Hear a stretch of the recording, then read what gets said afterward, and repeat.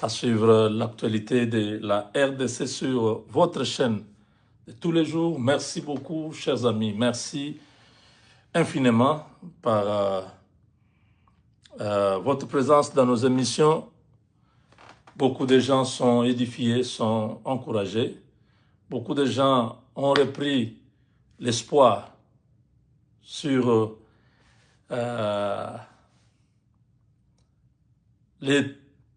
l'avenir de la RDC, voilà.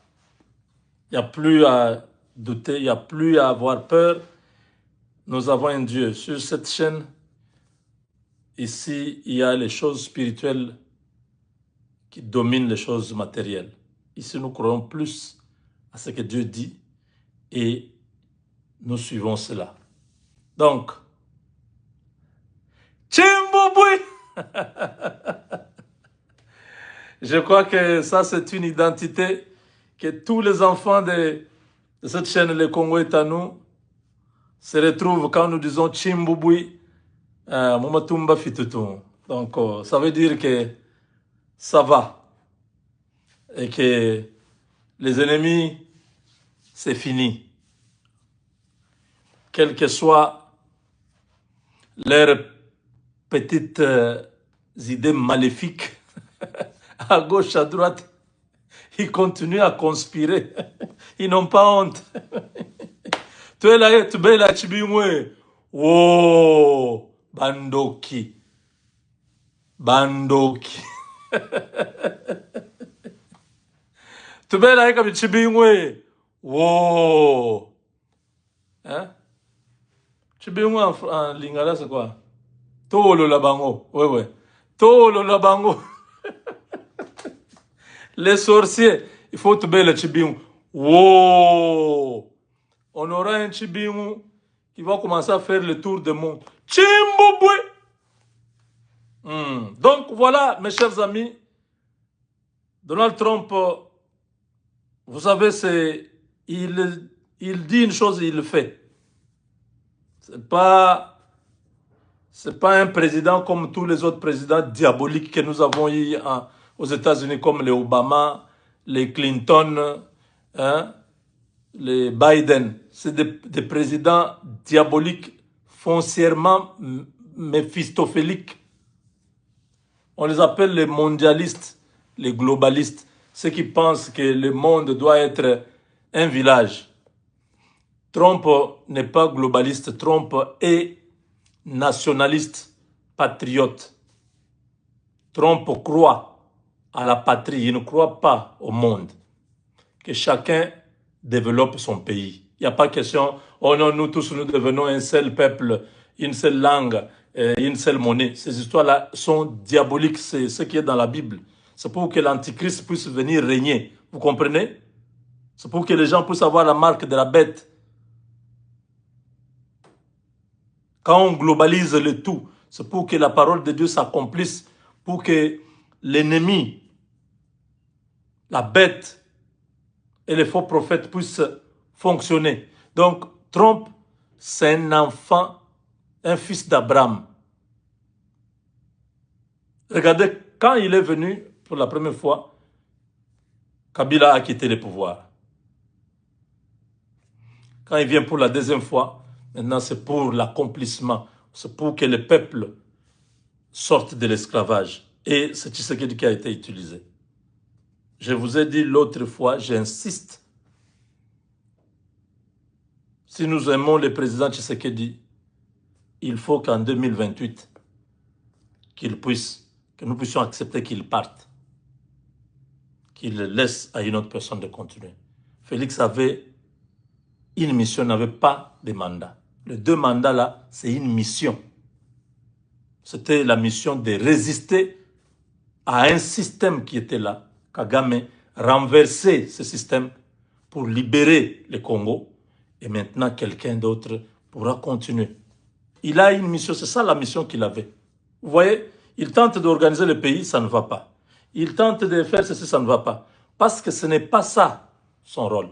Si vous regardez avec les yeux spirituels, Dieu lui a donné 2 mandats. Parce qu'au premier mandat, s'il était remplacé, Kagame allait continuer à faire du mal au pays. C'est comme ça que Dieu lui donne le deuxième mandat, ça coïncide avec l'arrivée de Trump. Tout ça, regardez bien spirituellement, vous allez comprendre. Si Trump aussi avait échoué, même si Tshisekedi avait pris le deuxième mandat, il n'allait pas terminer cette guerre. Je ne sais pas si vous comprenez. Dieu sait ce qui s'est passé. C'est comme ça que je vous dis. Si Dieu veut qu'il puisse continuer après 2028, il nous donnera ses convictions, il nous parlera. Mais si Dieu ne dit rien, c'est-à-dire en 2028, il faut que le président puisse partir, qu'une autre personne vienne. Et nous serons déjà libérés. Nous avons vécu la souffrance que nous avons connue ici. Ça a préparé tous les peuples à savoir maintenant qu'on ne peut pas commettre l'erreur de remettre le pouvoir à tous les politiciens que nous avons là. Ces gens-là que vous appelez opposants là. Aucun d'entre eux. Nous aurons un fils du Congo qui doit continuer le legacy, donc l'héritage du président Tshisekedi. Parce que le pays sera déjà sorti du gouffre. La stabilité avec les Américains, les entreprises qui seront installées, l'économie qui sera en train de monter, on aura maintenant besoin d'un manager, d'un bon manager qui pourra avoir une vision globale pour le développement du pays. Commençons à croire à ça. Je ne veux pas que nous soyons dans le fanatisme, qu'il reste jusqu'à la venue du Seigneur. Non. Vous voyez les 6 ans déjà. Vous voyez là où nous sommes. Vous voyez comment il tente, même ses propres amis, les gens en qui il avait mis confiance. Vous voyez comment il gère le pays. Lui n'a pas reçu cette mission-là de venir bien gérer le pays. Il a reçu une mission de venir résister jusqu'au bout l'ennemi et le faire partir, libérer le peuple. C'est ça sa mission. Donc, ce que nous disons là, c'est par l'inspiration divine. Je ne dis pas que Dieu m'a montré qu'en 2028, Félix est parti. Non, non, je ne vous ai pas dit ça. Je dis, je suis en train d'avoir une conviction qu'au vu de tout ce que je vois, mais il tente de faire 145 territoires. Les gens bouffent l'argent. Il tente, les gens bouffent l'argent. Kalambambouche, les gens bouffent l'argent. Tous les projets, même Kinshasa, regarde, même les marchés seulement. Regardez les marchés à Kinshasa. Là où Félix est président, il est dans la même ville. Les marchés, un marché simple à construire, ça doit prendre combien de temps? Regardez quand on dit saut de mouton, on montre les maquettes autre chose. Quand on veut construire maintenant, on veut construire autre chose. Regardez dans l'armée, 722 millions bouffés par les proches du président. J'ai dit 722 millions.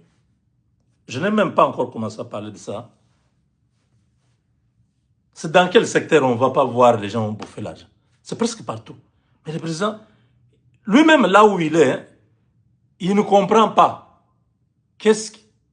S'il doit comprendre, moi je veux que le président écoute cette émission, qu'il regarde cette émission. Monsieur le Président, vous avez reçu un mandat pour libérer les peuples qui étaient dans la souffrance. 18 ans, plus les 4 ans de Kabila père, 22 ans, nous avons souffert avec le Rwanda. C'est ça le travail que Dieu vous a... Votre personnalité, votre détermination, ça a aidé les pays. Maintenant là que nous avons presque, je dis, nous avons presque déjà terminé cette histoire. Il reste seulement les signatures et tout ça. Et ça va arriver. Il n'y a personne qui va empêcher ça. Vous allez signer cet accord de paix et la guerre sera finie. Les Américains vont commencer à venir dans les pays. Et ça va coïncider déjà avec la fin de votre mandat. Moi, je pense que ce serait mieux, en ce moment-là, d'écouter Dieu. Si Dieu vous convainc de partir, il ne faut pas suivre ceux qui font du bruit autour de vous. Non, non, non, non, il faut rester, Non, vous pouvez préparer quelqu'un. Vous voyez, en Afrique du Sud, ils sont là. Depuis près de 30 ans, ils sont au pouvoir. Mandela est parti, il a laissé à Mbeki. Mbeki est parti, il a laissé à Zoum. Zoum est parti, il a laissé à Cyril. C'est la même famille, ANC. Vous pouvez avoir, je ne sais pas comment, Les gens comme le cas Ikwamba, vous voyez, sont sortis de nulle part. Nous le voyons faire les choses. Vous pouvez préparer il y a encore 3 ans. Mais si Dieu vous dit de rester, restez. Mais si Dieu ne dit rien, il faut partir. Parce qu'après, on va commencer à se dire, ah, il fallait même qu'il parte. Il a fait son travail, il reste dans le pays avec honneur d'avoir fini l'humiliation, l'opprobre qui était sur le peuple pendant autant d'années. Donc, ça c'était une parenthèse, mais c'est important qu'on en parle, nous sommes une famille, on n'a pas à attendre quand ça sera à ces moments-là, on commence à s'agiter, qui va remplacer Félix Tshisekedi? Non, non, non, non, non, non. Ça c'est, l'impréparation a toujours beaucoup de conséquences. Il faut le faire maintenant. Même en secret, commencez à préparer la personne. Vous-même, vous connaissez, vous savez le travail que vous avez fait. Qui peut continuer avec ça? Parce que si vous laissez ça entre les mains d'une mauvaise personne, il va détruire tout votre héritage et conspirer de nouveau, donc collaborer de nouveau avec les ennemis. Vous connaissez les gens qui sont dans votre vision, les gens qui sont radicaux, les gens qui pensent qu'il n'y a qu'un Congolais véritable, un Congolais qui aime son pays, qui peut continuer dans la même logique. On ne peut pas brader le pays, on ne peut pas trahir le pays, on ne peut pas négocier avec les ennemis. Ces Congolais-là, il y en a. Un de ces Congolais est devant vous. Il y en a encore beaucoup. 7000 qui n'ont pas fléchi devant balle. Vous, vous êtes parmi les 7000 qui ont refusé à Kagame en face. Vous avez refusé de conciliambile. On vous a proposé de marcher. Gagner aussi l'argent à l'Est ici, laisse cette histoire-là. Vous avez dit non. Kagame doit quitter le Congo. Et cette posture, aujourd'hui, a redonné à tout un peuple la joie. Bon, je ne veux pas ici que vous puissiez citer les gens, Bemba, tout ça. Non, ne citez pas des gens. Mais le président lui-même, là où il est, les mêmes dieux qui l'a accompagné pendant les 2 mandats, le même Dieu qui est en train de lui donner la victoire sur l'ennemi, le même Dieu qui a touché le président américain à pouvoir ouvrir son cœur pour la RDC, ce même Dieu-là ne peut pas faire un travail inachevé. Il va l'orienter, que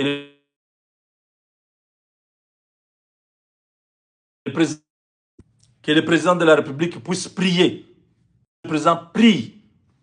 Dieu va te donner une révélation. Tu verras, paf, la personne. Et quand tu verras, n'hésitez pas. Ne prenez pas une deuxième option en vous. Si Dieu vous montre aujourd'hui, même cette nuit, même demain, si vous parlez d'une personne, cette personne-là, prenez-la directement, protégez-la et commencez à travailler avec elle en secret. Dans beaucoup de choses, travaillez avec elle en secret, la personne. Je ne parle pas d'une femme ou d'un homme, je parle de la personne. Parce que si vous n'obéissez pas à la volonté de Dieu, vous-même vous saurez ce que Dieu pourra faire de vous. La désobéissance, Jonas s'est retrouvé dans les poissons. Donc, je sais que le président, c'est un chrétien, c'est un homme qui écoute Dieu, il va faire la volonté de Dieu. Donc, le président américain a déclaré que la guerre est terminée. La paix sera au Congo et au Rwanda très bientôt. Il a dit ça aujourd'hui lors d'une interview à une chaîne américaine. Attendez. And we're going to talk about that. I'm dealing with Iran. I'm dealing with Rwanda and Congo who are fighting, and we're trying to get that one straightened out, and I think we have done that. did a great job. Nobody even talks about it, but I think we're close to doing that. They're looking like they're going to maybe make a peace deal, which would be good. But I'm dealing with a lot of different things. I'm dealing with Russia and Ukraine. I'm dealing. And we're going to talk about that. I'm dealing with Iran. I'm dealing with Rwanda and Congo, who are fighting, and we're trying to get that one straightened out. And I think we have done that. Did a great job. Nobody even talks about it, but I think we're close to doing that. They're looking like they're going to maybe make a peace deal, which would be good. But I'm dealing with a lot of different things. I'm dealing with Russia and Ukraine. I'm dealing. And we're going to talk about. Il dit, je suis en train de gérer beaucoup de dossiers actuellement. Les dossiers Russie, Ukraine, les dossiers de l'Iran, avec le nucléaire, tout ça, les dossiers du Rwanda et de la RDC. Il arrive sur le troisième dossier. Là, il dit, nous avons fait beaucoup. Et ils sont prêts à pouvoir signer l'accord de paix. Donc, c'est le président de la première superpuissance du monde qui dit ça. Il ne ramasse pas, il ne dit pas des choses de la rue. Il sait qu'ils ont donné des instructions au Rwanda et à la RDC de pouvoir s'engager que la guerre est terminée. Faute de quoi, ils vont subir des conséquences. Et vous imaginez, c'est qui est le grand perdant? C'est le Rwanda, qui a... Comment je peux expliquer? Qui a misé presque la moitié de sa richesse dans cette guerre. Donc son argent, son budget, ils ont mis beaucoup d'argent, beaucoup de moyens dans cette guerre parce qu'ils se disaient, on fait une grande guerre à Tshisekedi, on les renverse. Effectivement, la conspiration n'était pas un jeu, c'était... Kagame a vu que Tshisekedi est en train de tout faire foirer. Kagame a demandé l'aide de la France. Il a dit, vous m'aidez à chasser Tshisekedi du pouvoir. Total et toutes les entreprises françaises vont... Tshisekedi vous a refusé. Vous avez amené les entreprises françaises en RDC pour avoir les marchés. Tshisekedi a refusé. Vous m'aidez, on les met dehors, on place notre gare. Toutes les sociétés-là viennent travailler gratuitement. C'est comme ça que Macron met l'argent dans la guerre. Il met les moyens, les armes et tout ça dans la guerre. Effectivement, c'est Dieu qui a empêché ce plan-là de se réaliser. Vous vous rappelez, non? Quand nous avons perdu Goma, une semaine plus tard, donc 8 jours après, on a perdu Bukavu. La panique était totale. Personne ne dormait. Les gens ont piqué des crises. Le président lui-même a fondu dans peu de temps. Moi, je n'en parlais pas. Les gens qui vivaient avec moi avaient constaté que j'avais perdu ma santé. Tout le monde était secoué. Et c'était la prise de Kinshasa, je vous l'ai dit. Nous étions déjà entourés. Au Congo-Brazzaville, ils devaient attaquer. Tout était fait. Centrafrique devait nous attaquer. Même l'Angola, on ne sait pas. Bref, Dieu a, paf, donné la révélation. Parce que je priais. Je ne parlais pas seulement. Je faisais 5, 6, 7, 8, 9, 10 émissions par jour. Je dis, Seigneur, c'est quoi cette histoire? Les Rwandais vont encore reprendre notre pays. À moins que tu ne sois pas Dieu. Tu nous as dit que Félix va avoir le deuxième mandat. Mais tu ne nous as pas dit que le pays va être pris par l'ennemi. Ça, c'est quelle surprise. J'étais comme en train de somnoler. Paf, les yeux sont ouverts. Je vois la vision là. Quand j'ai vu ça, et j'ai eu l'interprétation, j'ai dit, gloire à Dieu, la guerre est finie. La guerre est finie. par la foi, j'ai cru que la guerre est finie. Mais sur le terrain, ces gens-là continuent à menacer. Je ne savais pas comment la guerre allait finir. Regardez, pas cette histoire de deal apparaît. Je dis, ah, attends, les Américains veulent nos minéraux et nous, la paix. Je dis, ah, Dieu ne ment jamais. Donc, ce que Dieu m'a montré au mois de février, un mois plus tard, Dieu donne la solution, comment la guerre va finir. La guerre là, vous voyez, ils sont conscients qu'avec la fin de la guerre en RDC, le Congo va décoller. Mais le Congo va décoller si nous avons un dirigeant qui est capable de pouvoir punir. Vous savez, la loi a toujours existé partout dans le monde. C'est l'exécution de cette loi qui a toujours posé problème dans certaines parties du monde. Quand il y a une faiblesse dans l'enforcement, donc c'est quoi? Hein, quelqu'un peut m'aider ici.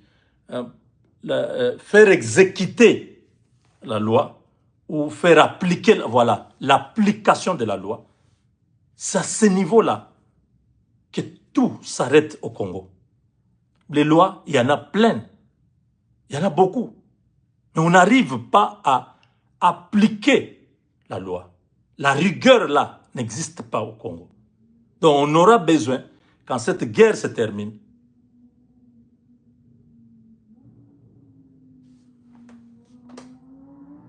que les choses puissent changer, qu'on puisse punir les coupables. En ce moment-là,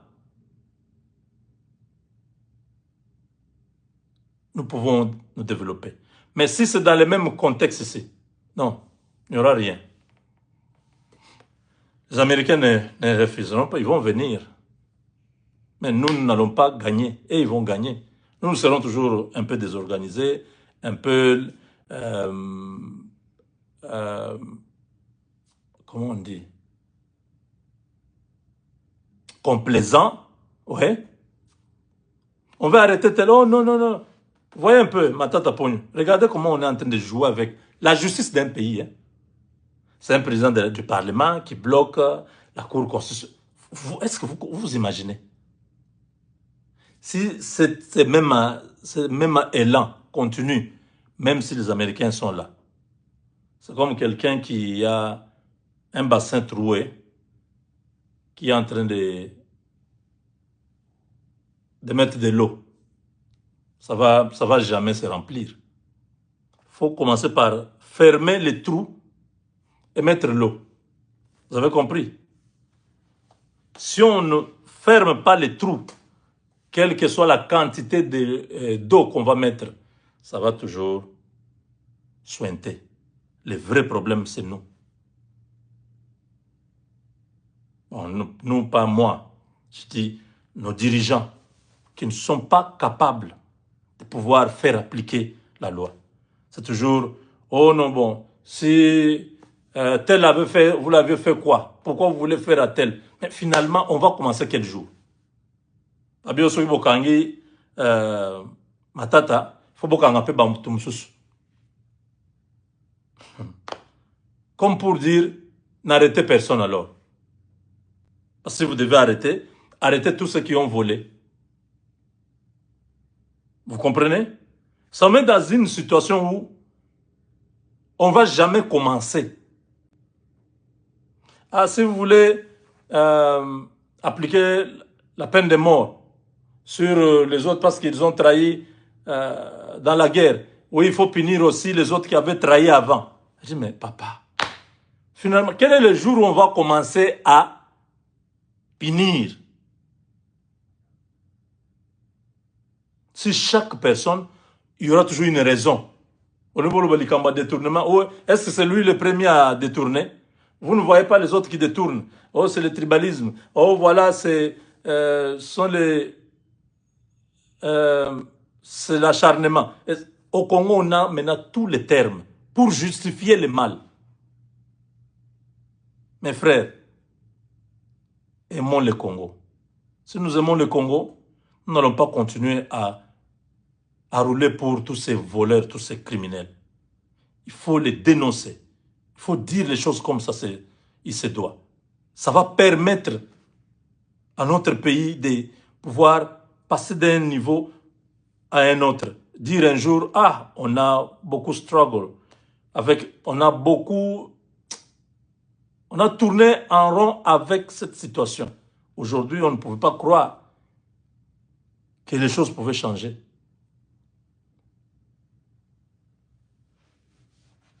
Personne ne rend compte. Personne ne rend compte.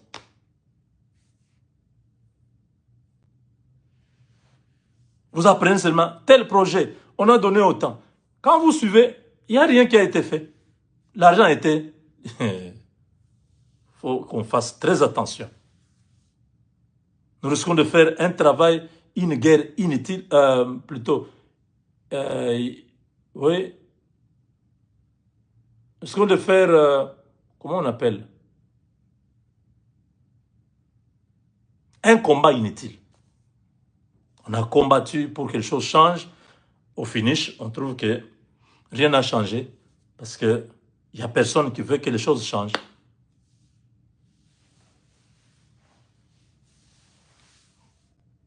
Les gens qui travaillent mal, nous les dénonçons tous les jours, nous les connaissons tous. Mais personne ne les enlève. Vous allez voir peut-être les prochains gouvernements, vous voyez les mêmes personnes. Je dis, bon, finalement, qu'est-ce qu'on fait? Bon. Si eux voient que ces gens-là sont bons, ça va, ça continue. Mais les contrats que nous attendons là, nous devons être préparés. Je suis optimiste, je ne suis pas pessimiste. Je veux que nous puissions réussir. Mais je sais que pour que nous puissions réussir, nous devons enlever les brebis galeuses, vous comprenez? Parce que l'air gale peut être contagieuse et ça peut aller vers les autres brebis. Hein? Vous avez constaté que parmi les brebis, il y a 3 brebis qui ont des gales. Séparez-le. C'est ça, enlevez-le. C'est pourquoi nous disons, Monsieur le Président, enlevez les gens qui sont autour de vous. Certains, on a cité les noms. D'autres, on ne connaît pas leurs noms, mais vous les connaissez. Vous avez déjà reçu beaucoup de rapports sur eux. Enlevez ces gens-là. Vous ne pouvez pas mettre du vin nouveau dans les vieilles outres. Non. Les vieilles outres ne peuvent pas recevoir le vin nouveau. C'est biblique. Nous voulons de bonnes choses. On ne peut pas travailler avec les gens qui ont, pendant 6 ans, montré leurs limites. Quel est le projet qu'ils ont réussi?